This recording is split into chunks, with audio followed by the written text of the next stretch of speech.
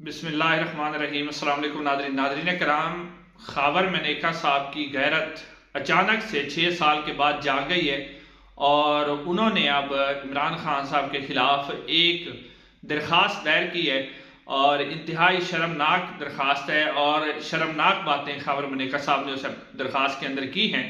جو مجسٹریٹ قدرت اللہ صاحب ہے ان کی عدالت کے اندر۔ اور اس کے علاوہ دوسری خبر یہ ہے کہ جو دیر بالا میں پی ٹی آئی کا ورکر کنونشن تھا اس کے اوپر پولیس نے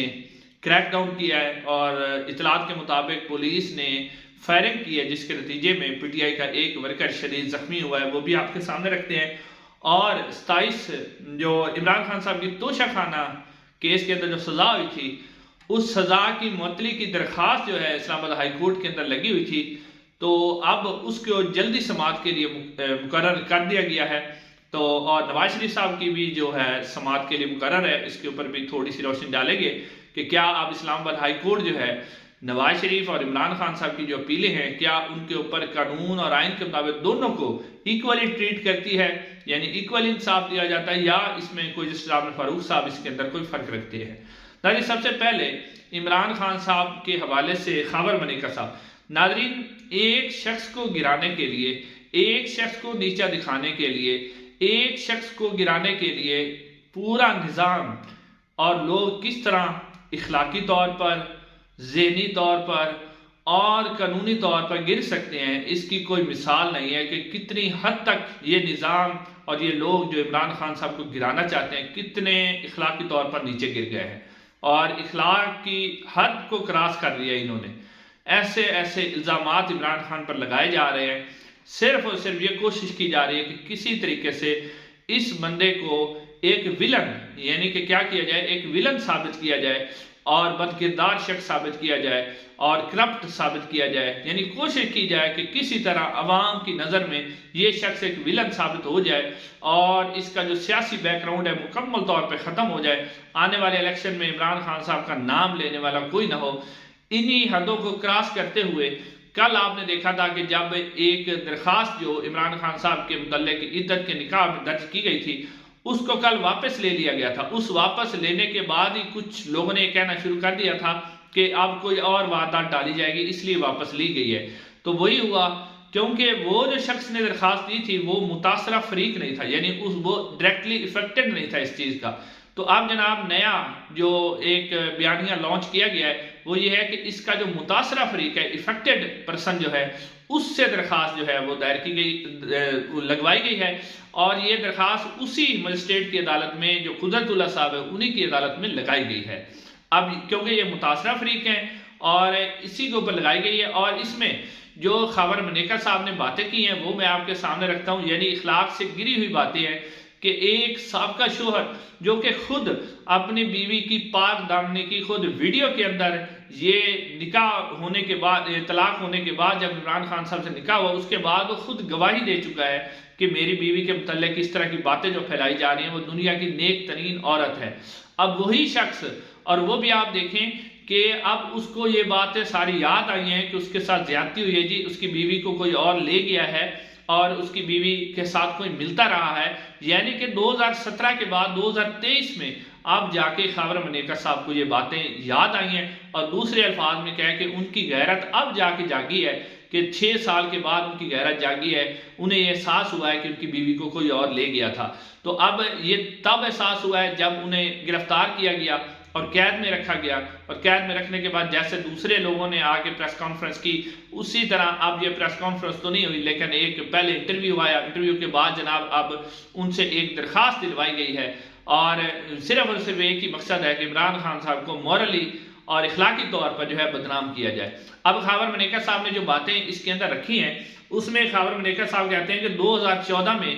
میری بیوی کے عمران خان صاحب سے تعلقات بنے، 2014 کی بات کرتے ہوئے کہتے ہیں کہ 2014 میں میری بیوی کے ساتھ عمران خان صاحب کے تعلقات بنے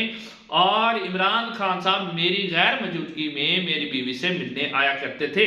اور ساتھ ساتھ یہ بھی کہتے ہیں کہ وہ بیڈ روم تک جایا کرتے تھے، اور ساتھ ساتھ انہوں نے زلفی بخاری کا نام بھی لیا کہ زلفی بخاری بھی میری غیر موجودگی میں وہاں آیا کرتے تھے اور کئی دیر تک کئی بیٹھے رہتے تھے۔ تو وہ کہتے ہیں کہ یہ جو میری ملاقات عمران خان صاحب سے اور میری بشرا بی بی سے کروائی گئی وہ میری سالی نے کروائی، یعنی سسٹر ان لا نے، جس کا نام مریم ہے، اور وہ کہتے ہیں کہ مبینہ طور پر وہ یہودی لابی کے لیے کام کرتی ہے۔ یعنی خاور منیکا صاحب کو یہ بھی پتہ چل گیا 6 سال کے بعد، پہلے نہیں پتہ چلا انہیں، 6 یا 7 سال کے بعد، 8 سال کے بعد انہیں پتہ چلا کہ جو مریم ہے وہ یہودی لابی کے لیے کام کرتی ہیں۔ یہاں سے آپ دیکھیں کہ کس طرح کی بریک واردات ڈالی جا رہی ہے۔ تو وہ جناب انہوں نے اس کو میری ملاقات کروائی، اور ساتھ ساتھ وہ یہ بھی کہتے ہیں کہ جو بنی گالا کے اندر ہمارا گھر ہے اس میں بھی بشرا بی بی اور عمران خان صاحب خفیہ طور پر ملتے رہے، اور ان کے یعنی کہ ان کے کہنے کا مقصد یہ ہے کہ عمران خان صاحب کے ناجائز تعلقات تھے، اور اس کی وجہ سے وہ کہتے ہیں میرا گھر ڈسٹرب ہوا اور جناب ہماری طلاق ہوئی۔ حالانکہ اس سے پہلے وہ خود کہہ چکے ہیں کہ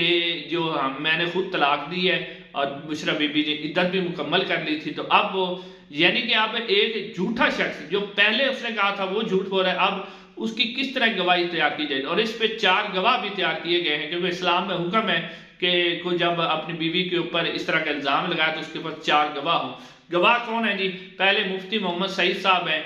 جو کہ عمران خان صاحب کے ساتھ ہوتے تھے، ان کی پارٹی میں تھے، پہلے وہ کہہ چکے ہیں کہ عدت میں صرف عورت کا کہہ دینا ہی کافی ہوتا ہے، تو اب وہ بھی اس کے اندر گواہ ہیں۔ اب وہ کیسے گواہی دیں گے اور کس منہ سے گواہی دیں گے، جس منہ سے وہ خود کہہ چکے ہیں کہ میں دوبارہ بھی ان کا نکاح پڑھا چکا ہوں، یہ بھی وہ کہہ چکے ہیں۔ اس کے علاوہ اس میں اون چودھری صاحب جو کہ عمران خان صاحب کے بڑے سیکٹری تھے، اور اب وہ عمران خان صاحب کے شدید مخالف ہیں، اس وقت استقامت پاکستان پارٹی کے اندر ہیں۔ اس کے علاوہ اس کے اندر خاور فرید منیکا خود ہیں، وہ اس کے اندر گواہ ہیں، اور ایک وہ ملازم ہے لطیف چودھری جو کہ بنی گالا کا ملازم تھا، اس کو بھی گواہ بنایا گیا، یعنی 4 گواہ مکمل کیے گئے ہیں۔ اور یعنی کہ آپ دیکھیں ناظرین کہ 6 سال یا 7 سال یا 8 سال گزرنے کے بعد، اور وہ بھی تب جب ایک بندے کو اغوا رکھا گیا، اغوا کرنے کے بعد وہ آیا، اس نے انٹرویو دیا، انٹرویو دینے کے بعد جناب اس نے فوراً سے پہلے عدالت کے اندر درخواست دائر کر دی۔ تو یہ ساری جو کڑیاں ہیں وہ سب کو پاکستان کی قوم کو سمجھ آ رہی ہے، جس طرح یہ عمران خان صاحب کے اوپر مزید دباؤ ڈال رہے ہیں اور ان کو بدنام کرنے کی کوشش کر رہے ہیں، اسی طرح جو عوام ہے، جو پاکستان کی عوام ہے، ان کے دل میں عمران خان صاحب کے لیے محبت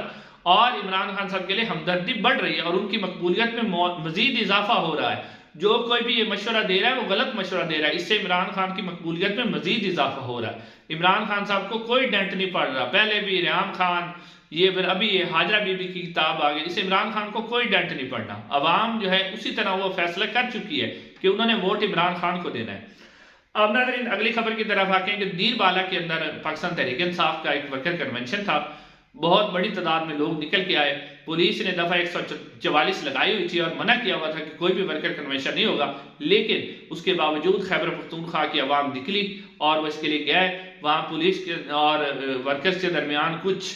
جھڑپ ہوئی، اور اس میں کہا جاتا ہے کہ پولیس نے فائرنگ کی، فائرنگ کے نتیجے میں پی ٹی آئی کا ایک ورکر جو ہے وہ شدید زخمی ہوا ہے، اور اس کی ابھی اطلاعات آ رہی ہیں کہ مزید دفعہ 144 کیوں لگائی گئی، حالانکہ پشاور ہائی کورٹ جو ہے وہ پاکستان تحریک انصاف کو جلسے اور ورکر کنونشن کرنے کی اجازت دے چکی ہے، لیکن کیونکہ عمران خان صاحب اور پاکستان تحریک انصاف کو سٹیپ ڈاؤن کرنا ہے، کچلنا ہے، اسے نہیں کرنا دینے سیاسی ایکٹیویٹی، تو اس وجہ سے اب یہ سارا کام کیا جا رہا ہے۔ اس کے علاوہ ناظرین توشہ خانہ کیس جو عمران خان صاحب کی اپیل جو انہوں نے اپیل کی تھی، جو 5 سال کی سزا ہوئی تھی، اس سے پہلے صرف سزا معطل ہوئی تھی، فیصلہ معطل نہیں ہوا تھا، تو اب عمران خان صاحب کے وکلا نے ایک متفرق درخواست دائر کی ہے، جس کے اندر اسلام آباد ہائی کورٹ سے جو ہے درخواست کی گئی ہے کہ اس درخواست کو جلدی سنا جائے اور عمران خان صاحب کی سزا کو معطل کیا جائے۔ یعنی جب عمران خان صاحب کا جو سزا کا فیصلہ ہے، جب فیصلہ معطل ہو جائے گا تو عمران خان صاحب کی جو 5 سال کی نیلی ہے وہ ختم ہو جائے گی، اور عمران خان صاحب جو الیکشن ہے اس میں حصہ لے سکیں گے۔ تو اس حوالے سے اب اسلام آباد ہائی کورٹ کے اندر بڑا اسلام آباد ہائی کورٹ جسٹس عامر فاروق صاحب کے لیے بڑا امتحان ہے، پہلے بھی عمران خان صاحب کے خلاف بہت سے فیصلے دے چکے ہیں، اور اب مزے کی بات یہ ہے کہ 27 نومبر کو جو ہے نواز شریف صاحب کی اپیل لگی ہوئی ہے علی زیزیہ اور ایون فیلڈ ریفرنس میں، اب انہوں نے بھی درخواست کی ہے کہ میری سزا ختم کی جائے، فیصلے کو کالعدم کرا دیا جائے، اور 30 نومبر کو اب اسلام آباد ہائی کورٹ کے چیف جسٹس عامر فاروق صاحب عمران خان صاحب کی جو سزا